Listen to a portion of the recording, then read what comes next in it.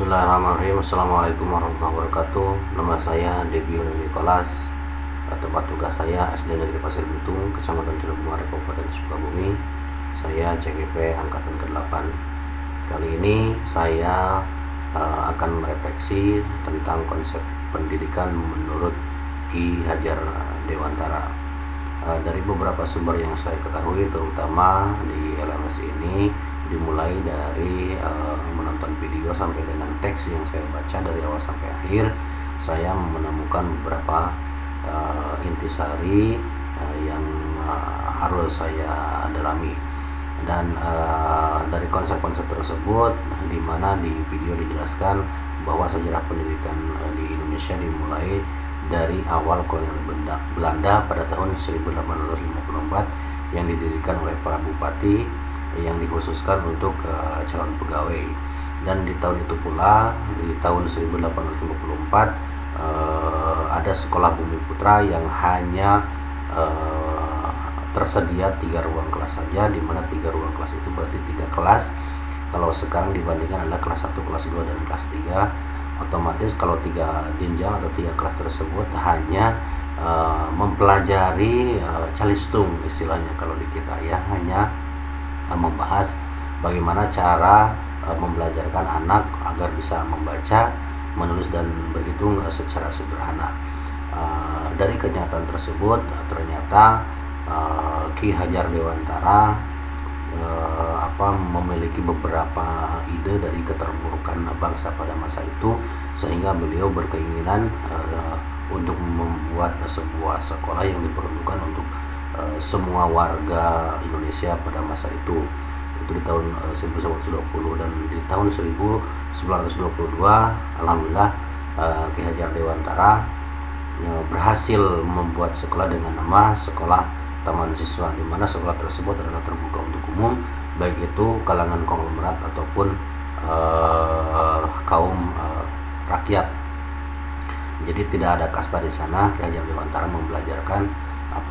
membuka sekolah untuk umum, artinya berarti semua berhak mendapatkan pendidikan yang sama. Pemerintah dalam hal ini setelah beliau wafat tidak salah memilih Bapak Ki Hajar Dewantara menjadi Bapak Pendidikan di Indonesia atau The Founding of Education in Indonesia. Kenapa demikian? Karena Ki Hajar Dewantara memiliki beberapa konsep yang menjadi cikal bakal adanya pendidikan di Indonesia. Di antaranya beliau menuturkan 2 hal kalau menurut saya, yaitu kodrat alam dan kodrat zaman. Yang saya ketahui, yang saya pahami di sana bahwa seorang pendidik itu harus paham tentang kodrat alam dan kodrat zaman.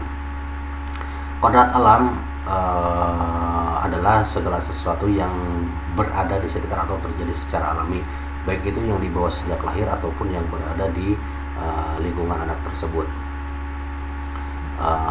Seorang guru harus memahami karakteristik seorang anak agar dapat memperlakukan anak itu sesuai dengan fitrahnya atau sesuai dengan kodratnya, di mana seorang guru itu tidak hanya bertugas sebagai pendidik atau mentransfer ilmu. Ki Hajar Dewantara mempunyai filosofi bahwa guru itu harus sebagai penuntun, mengarahkan bagaimana anak ingin belajar, apa saja potensi yang ada di anak itu. Guru harus bisa menuntun dan membuka cakrawalanya agar anak tersebut bisa hidup sebagai dirinya sendiri dan sebagai warga masyarakat. Itu yang saya pahami tentang kodrat alam.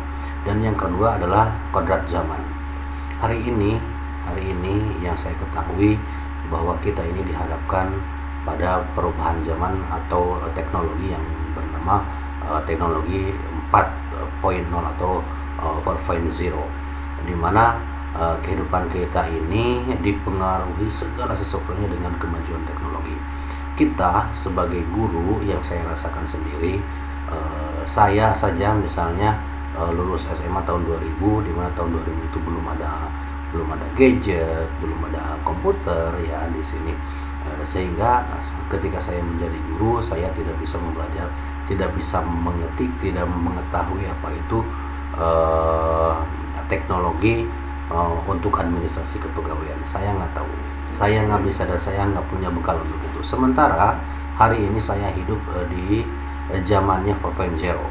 Anak lahir sekarang itu di zaman teknologi, sehingga guru-guru yang sedang harus melek IT dan anak harus dapat bisa mengarahkan anak, bisa memakai teknologi itu yang tepat guna, bagaimana menggunakan HP untuk pembelajaran, sehingga guru dapat menuntun agar penggunaan gadget oleh anak bisa bernilai positif. Mungkin itu refleksi saya mengenai konsep pendidikan Ki Hajar Dewantara. Cukup, bila itu. Wassalamualaikum warahmatullahi wabarakatuh.